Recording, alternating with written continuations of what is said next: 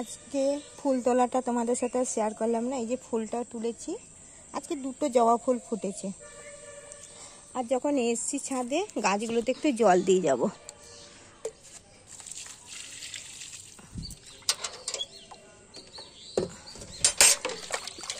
গাছগুলোর মাটি ভেজা আছে, তো অল্প অল্প জল দিয়ে যায়।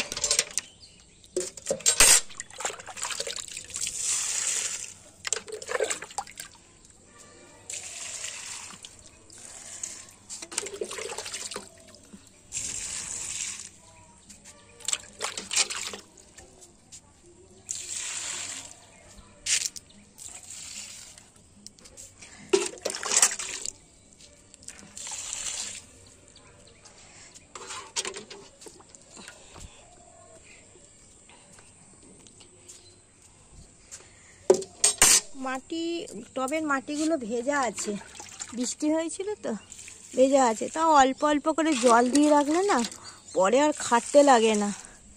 একদিন যদি ভুলেও যাই বা কাজের জন্য দিতে না পারি না, অসুবিধা হবে না। এই দেখো, এই বারান্দার উপরে মানে এই উপর বারান্দার এখানটাতে এই মানি প্ল্যান্ট গাছটা করেছি। কোথায় রাখবো, এখন তো রাখার জায়গা নেই। আমার ঘর দর তো অত বড় নেই যে গাছে রাখতে পারবো। আর এখানে একটা না ওই কল লাগানো বড় কলসি আছে। এই কলসিটাতে আমি ভবিষ্যতে মানে কোনো গাছ বসাবো বলে রেখে দিয়েছি। এই কলসিটা না, নতুন কলসিটাই আমাকে বাতিল করতে হয়েছিল, কারণ আমার 1 মাসও ব্যবহার করতে পারিনি। এই কলসিটা 300 টাকা দাম নিয়েছিল। আমার শাশুড়ি মারা গেল, তো ওই জন্য সবাই বলল মাটির কলসিতে ছুঁচ লেগে যায়, এই জন্য এখানে রেখে দিয়েছি। আর আমি কত বড় মূর্খ তার পরিচয় তোমাদের দেব। এই গাছটা দেখো, এই গাছটা নিয়েই একটা গল্প আছে, সেটা আমি পরে বলবো তোমাদেরকে, ওকে? আর আমার সমস্ত গাছগুলোতে আমি জল দিয়ে দিয়েছি, 1 মগ করে জল দিয়ে দিয়েছি। Good morning, welcome back to my channel. তোমরা কেমন আছো? তোমরা ভালো আছো? আমিও ভালো আছি, আমার পরিবারের সকল সদস্য ভালো আছে। হুগলি জেলার চট্টগ্রাম ধনিয়াখালী থেকে আমি অদিতা আমার নতুন ভিডিওতে জানাই তোমাদের অনেক অনেক স্বাগত আর ভালোবাসা। তো আজকের ওয়েদারটাও মেঘলা মেঘলা, রোদ ওঠেনি। তো আমি ছাদে ফুল তুলতে এসে গাছগুলোতে জল দিয়ে দিলাম, দেখতে পেয়েছে। এবার যাই বিছানাপত্রগুলো গুছাবো। চা খাওয়া আমাদের হয়ে গেছে, ওষুধ খাওয়া, চা খাওয়া সব হয়ে গেছে। এই বিছানাটাকে একটু ঝাড়ি আর একটু ডাস্টিং করব, তারপরে শুরু হবে রান্নাবান্নার কাজ, ঠিক আছে? আর একটু পরে বেলাতে দুপুরের পুজোটা করব। সকাল স্নান হয়ে গেছে, বুঝতেই পারছো, আমাকে দেখেই বোঝা যাচ্ছে যে আমার স্নান হয়ে গেছে। তো একটু এগুলো করে রান্না করে তারপরে দুপুরবেলা পুজোয় বসবো। বিছানা গোছাতে চলে এসেছি।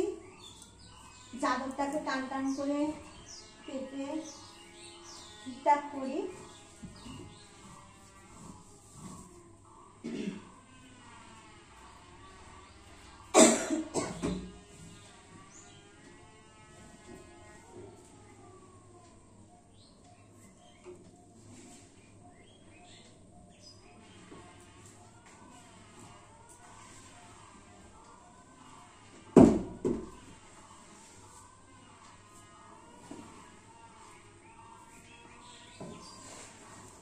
মোটামুটি আমার বিছানা টান টান করে গোছানো হয়ে গেছে।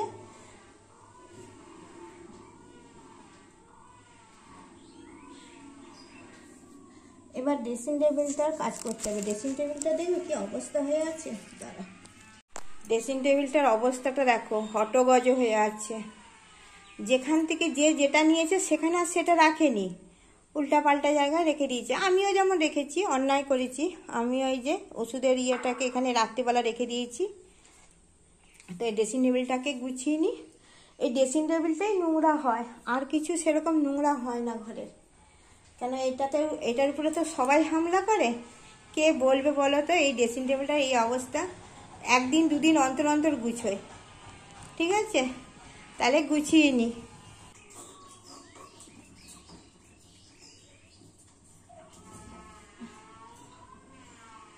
তো আমি যখনই জিনিসপত্র ডাস্টিং করি না, পাঁচগুলোকে আগে দিয়ে কলিন দিয়ে মুছে নিই, তাতে হাতগুলো পরিষ্কার থাকে।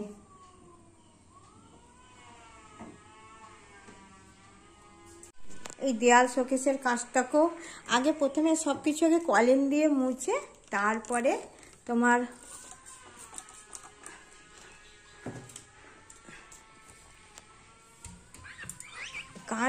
কাজগুলো আগে করে নি, বুঝলে তো।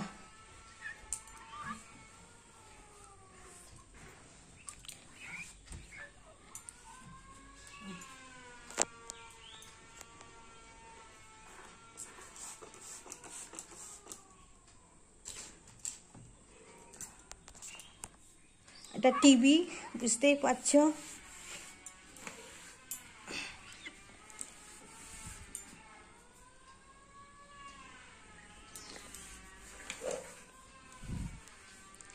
ডাইনিংয়ে যে আলমারিটা আছে,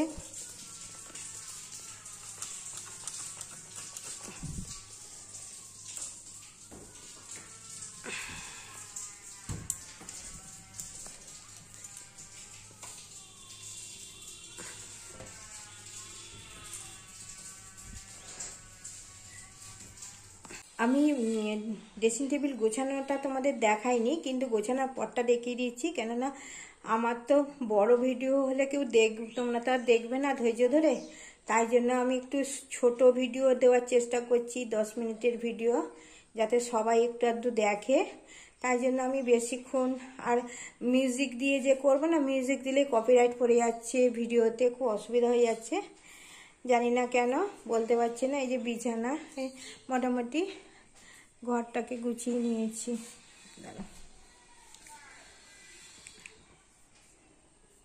যেটুকু না গুছালে নয় সেটুকু আমি ভালো করে মুছে পরিষ্কার করে গুছিয়ে নিয়েছি। এই যে সবাই পরিষ্কার করে নিয়েছি। আর এটা আমাদের গুরুদেবের ফটো, জানো তো, এই যে আমাদের গুরুদেব।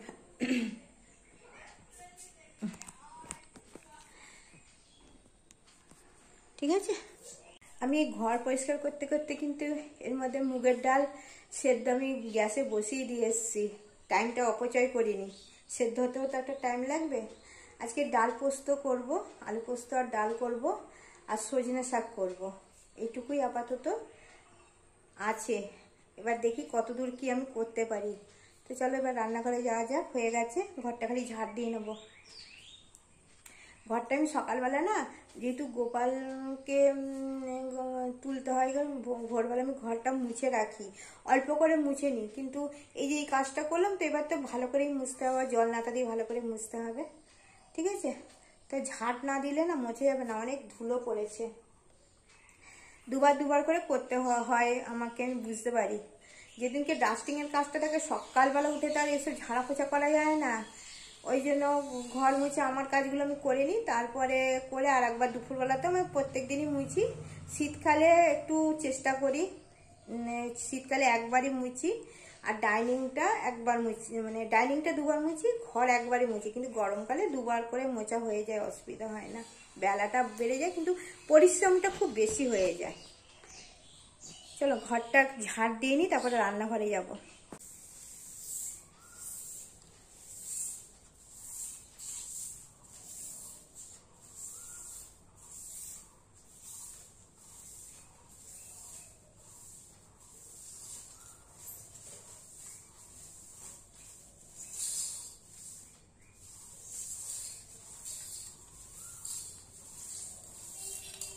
চলো ঘরটা ঝাড় দেওয়া হয়ে গেছে।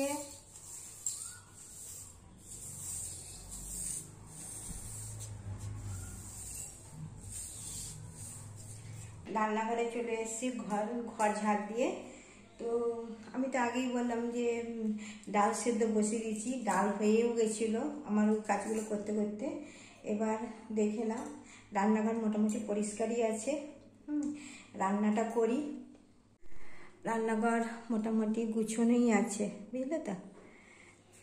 এটা ডাল সেদ্ধটা হয়ে গেছে, ঢাকা দিয়ে রেখেছি। আর কালকে রাত্রিরে দই পেতেছিলাম, আগের দিন পেতেছিলাম দই গরুর দুধের, আর এইটা হচ্ছে মাদার ডেয়ারি দুধের দই পেতেছি। এটা ছোট, এটা 250 ভার, আগের দিন 500 পেতেছিলাম। এই দইটা না পাতাটা দেখানো হয়নি, কেননা আমি ভিডিও শেষ করে দেওয়ার পর আমি দুধটা গরম ছিল, তা অনেকটা রাত্রিরে উঠে আমি এটা করেছি, তাই জন্য তোমাদের দেখাইনি। আলু পোস্তর আলু বানিয়ে নিয়েছি, আর এই লঙ্কাগুলো পোস্তর সাথে বাটবো শিলনোড়াতে। এই লঙ্কাগুলো সব বাটবো, ঝাল ঝাল আলু পোস্ত মুগের ডাল। আর যদি সময় হয় তো সেই কালকে ছানা হয়ে গেছিলো, দুধ কেটে ছানা, সেই ছানার যদি কোপ্তা কারি করতে পারি তাহলে তোমাদের সাথে শেয়ার করব। আপাতত এই রান্নাটা আগে করে নিই, ডাল ভাতটা পোস্তটা করে নিই তারপরে। আর তোমরা হয়তো ভাববে যে দিদিরা কত আলু খায়। এই আলু সেদ্ধ, আলু ভাজা, আলু পোস্ত আমাদের প্রত্যেক দিনের ইয়েতে থাকবেই, কেন না নাহলে ছেলেমেয়ে ভাতই খাবে না। ওরা তো তরি তরকারি খায় না, ওরা ডাল আলুর একটা কোনো রেসিপি থাকলেই, তরকারি থাকলে ওরা খায় মোটামুটি। তো আমি ভাতটা বসিয়ে পোস্তটা বেটে নিই। আজকে রান্না করব এই যে সজনে শাক। এই সজনে শাকের মধ্যে কটা ইয়ে আছে, যে কী বলে কলমি শাক কাটা আছে। আর এই সজনে শাকটা আমাকে আমাদেরই আত্মীয় আর কি, দিদি বলি, আমাদের পাড়াতেই থাকে। তো সেই দিদি বলেছিল আমাকে যে সজনে শাক খাবি। আমি বললাম যে দেখো আমি খেতে পারি, আমাকে কি বেছে খাওয়াতে পারবে তাহলে? তো বলছে ঠিক আছে, আমি সময় করে তোকে বেছে দিয়ে আসবো বাড়িতে। তাই বেছে দিয়ে গেছে, আমি খালি জলে ধুয়ে নিয়েছি সেট। আর কলমি শাকটা আমি তিন চারটা ডাঁটে কলমি শাক কুচিয়ে নিয়েছি। ওই দিদি খুব ভালোবাসে, যে আমাকে পাঁচকুর জন্য দূর্বা দিয়ে যায়, তারপরে অনেক কিছুই দিয়ে যায়, সজনে ফুল খাইয়েছে। এটা ওদের গাছেরই সজনে শাক। আর যে তাও বছরে একদিন তো খেতে হয়, খাওয়া হয়নি এবছর এখনও। আর এই শাক বেছে খাওয়া প্রচুর বোরিং, তাই আজকে সজনে শাকটা রান্না করব।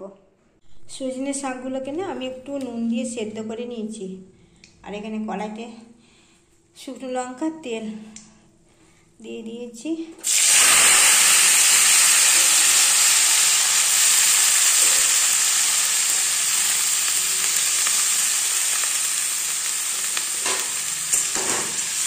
এবার ভেজে নিই, আর সামান্য মিষ্টি দেবো এর মধ্যে। আমার সজনে শাক ভাজা হয়ে গেছে। বছরে একদিন এই সজনে শাক ভাজা খাওয়া হবে। পোস্তের আলু ভেজে নিচ্ছি ভালো করে।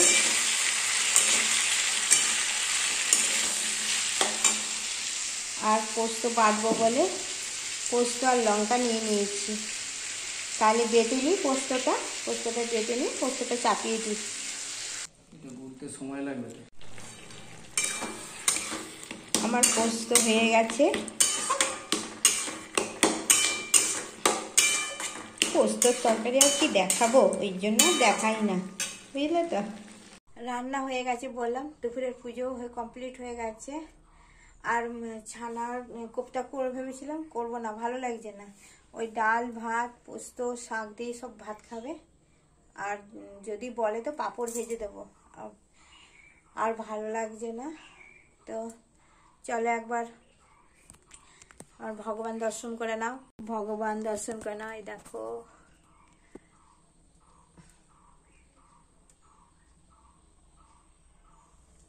ঠিক আছে, ঠাকুর ঘরেই বসে আছি। তাহলে চলো দেখে নাও আজকে কি রান্না করলাম। যদিও তোমরা জানো কি রান্না করেছি, তাও একবার দেখে নাও। আমার কর্তব্য আমি দেখিয়ে দিই। আলু পোস্ত, ডাল,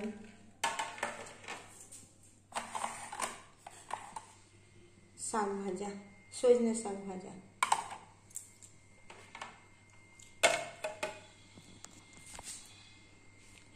আর পুরো পরিষ্কার। তো রান্না তো দেখিয়ে নিলে কি হলো। আর আমার ভাসুর গেছিলো, যার ভাসুর পুরী বেড়াতে গেছিলো, তো প্রসাদ দিতে এসেছিলো। দিয়ে গল্প করতে করতে দেরি হয়ে গেছে বলে আর আমি রান্নাটা করলাম না, মানে ছানার তরকারিটা করলাম না। ছানা ফ্রিজে আছে, অসুবিধা নেই। আর তোমাদেরকে আমি সকালবেলা বলেছিলাম না, আমার মতন বড় মূর্খ আর কেউ নেই। তোমার ফ্লিপকার্টে আমার একটা গাছ পছন্দ ওই গাছটাই, মানি প্ল্যান্টটা পছন্দ হয়েছিল। তো আমি অর্ডার দিয়েছি। আমি না ভালো করে পড়িনি মানে না, দেখে এত ভালো লাগছিল মানি প্ল্যান্টটা, আমি অর্ডার দিয়েছি। যে আমি ভেবেছি কি যে ঘরে টেবিলের উপরে সুন্দর করে সাজিয়ে রাখবো। আমি প্লাস্টিকের ভেবেই অর্ডারটা দিয়েছিলাম। দুদিন পর যখন পার্সেলটা এলো দেখছি সব শুদ্ধ কত 310 টাকা না কত খরচা পড়েছিল, ডেলিভারি চার্জ শুদ্ধ আর কি। আমি জ্যান্ত মানে এরকম গাছ হলে তো আমার মেজো কাকা শ্বশুরের বাড়িতে আছে, আমি এনে ওটা কেটে বসালেই তো হয়ে যেত। আমি ওটা প্লাস্টিকের ভেবে অর্ডার দিয়েছি। এবার গাছটা এসছে দেখছি পাতাগুলো এবার আসতেও তো সময় লেগেছে, যা প্যাকিং হয়েছে কয়েছে, দুটো পাতা বেঁচে আছে আর সব পাতাগুলো কালো হয়ে আছে। আমি দেখে মেয়েকে বলছি না দেখ দেখ আমি কি পোকার মতন অর্ডার দিয়েছি, আমি তো দেখিনি, এটা তো জ্যান্ত গাছ হয়ে গেছে অর্ডার দেওয়া, আর এই গাছ বাঁচবে? যে অনেক কষ্ট করে 310 টাকা খরচা হয়েছে। যদি লোককে বলি 310 টাকা আমি পোকার মতন অর্ডার দিয়েছি, দিয়ে আমার হয়েছে, তো লোক হাসবে বলে আমি আর কাউকে কিছু বলিনি, ইভেন তোমার দাদা ভাইকেও কিছু বলিনি। আমি মনে ভাবছি আমার টাকাটাই নষ্ট হয়ে গেল, কেন জ্যান্ত গাছ তো আমি কাকা শ্বশুরের বাড়িতে পেয়ে যেতাম, আর ওইটা এত সুন্দর ঝামড়ি টেবিলের পুরো আছে, আমি প্লাস্টিকের দেখে খুব লোভ হয়েছিল। যাকে বাঁচিয়ে গাছটাকে আমি ওই পজিশনে এনেছি, তাই নিজেকে খুব বোকা মনে হচ্ছিল সেই মুহূর্তে, আমি খুব বোকা মনে হচ্ছিল। কিন্তু এখন যাক গিয়ে গাছটা বড় হয়ে যাওয়াতে এইটা কি আর কারোর কাছে চাইতে হয়নি আমাকে। মানি প্ল্যান্ট তাও টাকা দিয়ে কিনতে হয়েছে। আমাদের এখানে অনেকের বাড়িতে গাছ আছে, এই গাছ তো শেকড় দিলেই হয়ে যায়, ঠিক আছে।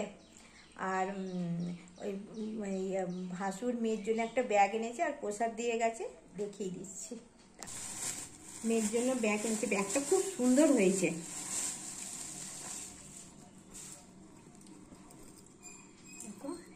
মোবাইল নিতে পারবে, জলের বোতল নিতে পারবে, আর ওরা যেহেতু পড়াশোনা করে এখানে ওখানে একটা ডায়েরিও নিতে পারবে, ডায়েরি পেন। ভালো হয়নি? খুব সুন্দর হয়েছে ব্যাগটা, ব্যাগটা অনেকটা বড়। আর প্রসাদ আর এই প্লেট।